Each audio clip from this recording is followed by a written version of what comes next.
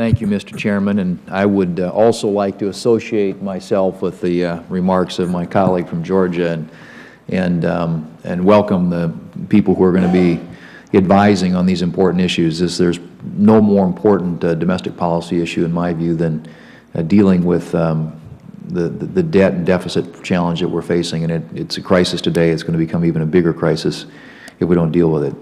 I want to speak a little bit to trade, so I'd like to direct this question to Ms. Vetter. But one of the reasons that we need TPA is in order to reach a successful conclusion of the Trans-Pacific Partnership, or TPP. And as you know, a major focus of our agricultural producers is further opening the Japanese market to our products. Unfortunately, the Japanese government continues to insist on limiting access for certain commodities, such as wheat and rice, dairy, beef, pork, and sugar.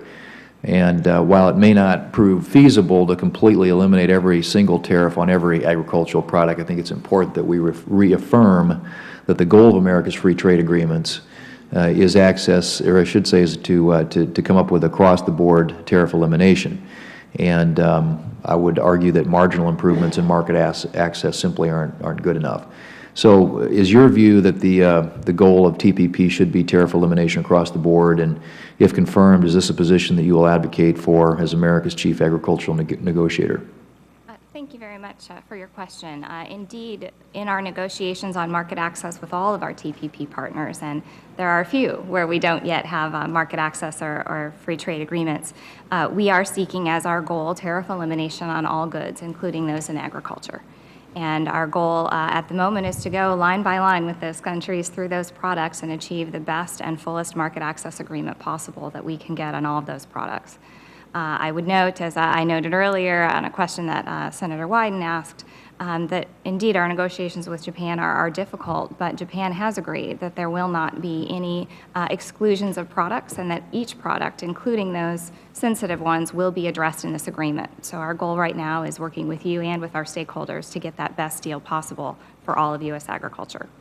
Well, and I guess I would point out, too, I think it's important to keep in mind that the amount of new market access that we get from Japan is going to impact the market access we receive from other TPP countries. And a good example of this dynamic is dairy in Canada. We have, under NAFTA, dairy producers who have benefited enormously in the American Southwest because of increased exports to Mexico, given the proximity to that country. Yet, dairy producers in states with close proximity to Canada, such as South Dakota, continue to be limited in our dairy exports by virtue of their supply management system. So, if confirmed, how will you ensure that Canada makes the reforms necessary to eliminate unjustified barriers to U.S. agricultural products? And how did the past few weeks' agricultural market access discussions with Japan impact our ability to secure robust and commercially meaningful access to the Canadian dairy market? Well, Senator, I couldn't agree with you more that the time is now for Canada to come forward with strong market opening offers on dairy and poultry and egg products. We were very clear with Canada when they joined the TPP negotiations that we would be pushing hard for additional access to that market in those areas where we did not gain access under NAFTA.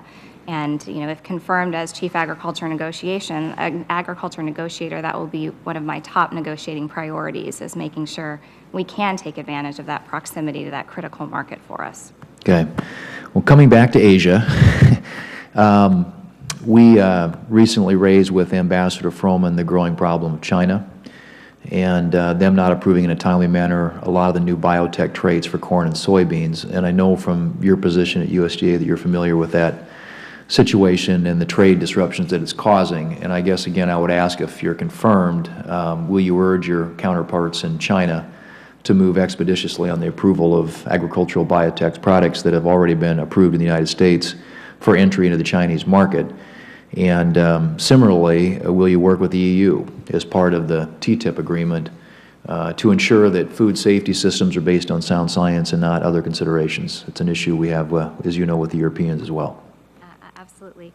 Those, in fact, are two top priorities that I have been working on both in my position at USDA and, if confirmed, would be happy to continue to work with you to make sure we can advance our trade in biotech and other products, and to encourage science-based decision-making.